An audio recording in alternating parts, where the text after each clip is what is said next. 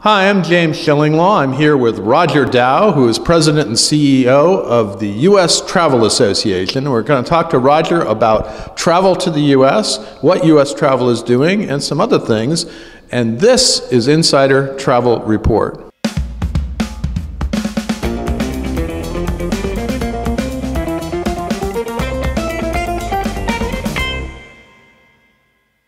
Now, Roger, you've been putting out a lot of reports every month about how the visitation is coming into the U.S., and some of the numbers look good, but some do not. And let's talk a little bit about what you see is going on, what these numbers are telling us about visitors to the U.S. Well, James, what's happening is actually visitation is going up. We had 81 million last year, highest number ever of international visitors. But what's happening is we're losing share. In other words, in 2015, we had 13.7% share of all the global long-haul travelers. Last year, we had 11.7%. So that 2 percentage points doesn't sound like much, but it's 14 million visitors. It's about $60 billion to the U.S. economy and 120,000 jobs if we just got that little share. So that share loss is a big challenge for us to how to regain that share. Okay, now, why do you think this is happening? I think there's several reasons. People want to jump out and say it's the president and policy, but it goes way back. It started in 2015. The first thing was the strength of the dollar. The dollar got really strong. Second thing is some weaker global economies. So you look at Brazil, Argentina, places in South America, Latin America, parts of Europe, economies getting weaker. Then the one that no one even talks about is the proliferation of low-cost carriers in Europe. So you've got WOW Air, Norwegian Air, well, WOW Air is no more, so we lost that one. We saved that one. But you look at all these low-cost carriers, and it's just so cheap to go everywhere else. So you put those factors together, and as I've said to the president, we need a welcoming message. I mean, his message should be, no bad guys, all the good guys are welcome. Well, no, unfortunately, politics does intrude at times, and it's just a question of how much. Now, do you see the government becoming a little more open to travel and tourism? Are we getting that message across? I think they're getting the message across, but slowly.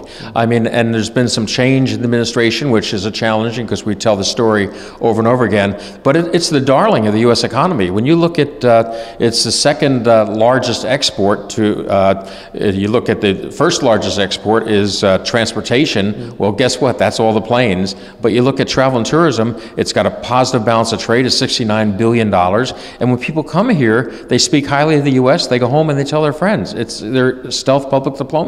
Yeah, I do know that we still see a lot of visitors where I'm from in New York, and it doesn't seem like that's stopping them. But if we are losing some share, that is concerning. Now, what is the U.S. Travel Association doing about that? What are you doing specifically? We're trying to specifically show people what the numbers are. We're trying to take the visa waiver program, and we just introduced legislation to get it renamed. I call it the best program with the lousiest name. Visa waiver things. And what is the new name? I saw that. Yeah, the Secure Travel Partnership. Okay. And it tells what it is. Right now, visa waiver sounds like we're looking the other way and we don't care. In fact, it's a layered security program, so it's much better.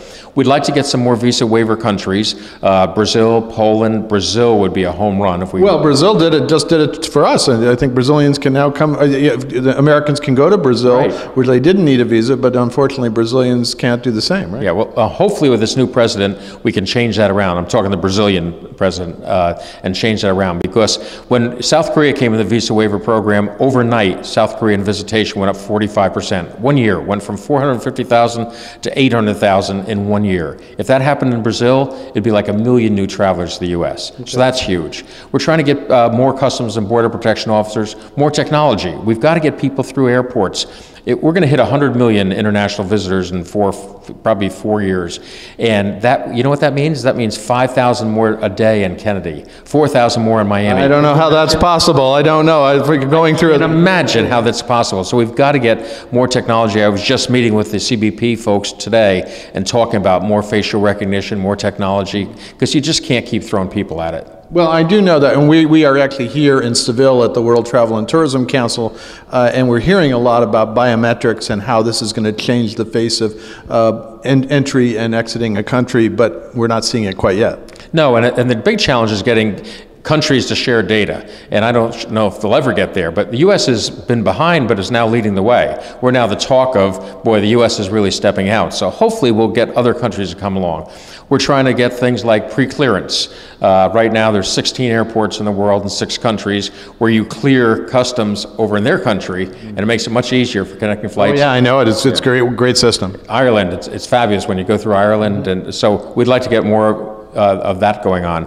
And we'd like to get more processing of visas. We're slowing down a little bit from China, and China is just such a growing economy that we don't want to slow down, but we're getting more turndowns in China. And it's mostly group travel where the people just don't understand how to answer the questions. They're going to a meeting in Las Vegas and they say, where are you going? They said, we're going to LA. And, well, that's where their flight's going, but they're really going to Las Vegas. And they don't understand how to answer the questions. They're not terrorists, but the bottom line is we're seeing some reduction in Chinese visas, and that's not good. Yeah, and also I think you're actively lobbying government officials and Congress to really, once again, as this whole purpose here at the WTTC is to lobby government leaders about the importance of travel and tourism. We think they must forget. I don't know what happens. We keep saying it, and they seem to make progress, and then we got to remind them again, right? It's an amazing thing, and you know, international travel, the U.S. I keep saying it's the greatest thing in the world. They come, they spend their money, and they go home. You don't have to fix their potholes. You don't have to give them health care. It's great export tourism. Wonderful. It's fabulous. So, but we've got to get, and the thing with government leaders is, like in the U.S., we're constantly getting new congressmen. So we've got to start over again with this new Congress, explaining to 200 new congresspeople what this is all about, why travel is important. Yeah. Now, the other issue I wanted to talk to you about, a few years ago, you launched an initiative to work with government to improve the infrastructure of the U.S. And how has that been going? I know that President Trump initially campaigned on improving the infrastructure. Unfortunately, we still don't have a plan, but hopefully at some point. So what is the U.S. Travel Association doing in that regard? We're trying to point out, you know, what the economic loss is by not improving our infrastructure. 25 years ago, we had the best airports in the world, by far. Now we don't have one airport that's ranked in the top 20 of a customer experience. So we've kind of fallen asleep. And it's not just the airports, it's the roads, it's getting to an airport. Think of some of our airports, if you go to LA or San Francisco, trying to get to the airport itself. So it's the road structure getting there there's a problem. So we're just pushing extremely hard and saying it's not going to get cheaper. But the problem is Congress just keeps kicking the can down the road because it's going to cost a lot. But we've got to bite the bullet and fix our infrastructure because that's our Achilles heel. Well, I do know you put out a recent survey also talking about the amount of time it takes to get between major cities in the U.S., and that's gone up, right? It's gone up extensively. In fact, we're finding if the trip is less than 4 hours, some 50–60% of the people are saying, I'm going to drive.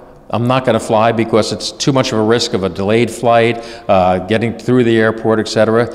And that's a bad situation. The other thing we have in the U.S. is we need some better high-speed rail. We've got to figure out sooner or later that Northeast corridor between Boston, New York, and Washington and Philadelphia. You and me both. I tell you, we've been waiting for that for a while. We thought we had it, but not quite. Close, because that would take 40% of the people out of LaGuardia. And what an opportunity, because you know most of the flight delays in the country start right where you're from in New York. They start at Kennedy, LaGuardia, Newark, and they go across the country all day long. But that's, if we could solve that New York City airport problem, it'd solve a whole lot of things for the rest of the country. Well, if you have airports, and actually I was just down in Florida where there's a new rail line, Bright Line, which is actually going to become Virgin Trains. Oh, is it at really? some point. I didn't know that. Yeah, Richard Branson is going to be investing heavily into it, and that has potential for other corridors if it works. Right now, it's only between Miami and Palm Beach, which I don't think gets a lot of traffic. But no, but I was on it though. The stations are beautiful, and it's not a lot faster, but there's no hassle. It takes you off the road. You don't have to worry about the highway.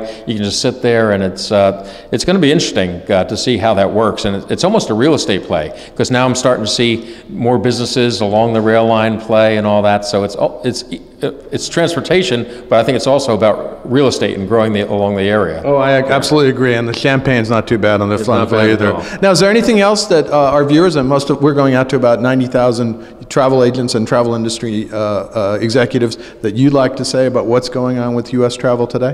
One of the big things we've been pushing on is Americans, we're workaholics. We don't take all of our vacation, and we leave some 660 million days of paid vacation on the table. Folks here in Europe think we're insane. You know, I think we are, actually. Yeah, I think we are. So if we get more Americans using their vacation, it's healthier, it's better for relationships. So it's a big push to us to understand you're not doing yourself any favor working yourself to the grave, and not traveling. Well, you and I, we're in the travel business, so we're always on vacation, right? That's our story, and we're sticking to it. Okay. All right, Roger. Thanks, it's James. great to see you here in Sevilla. I hope to see you back in Washington one of these days. And thanks for your insight and what's going on with U.S. travel and inbound tourism and all the other things going on today. Thanks a lot. It's always a pleasure. I appreciate your telling our story. Thank you. I'm James Shillinglaw, and this is Insider Travel Report.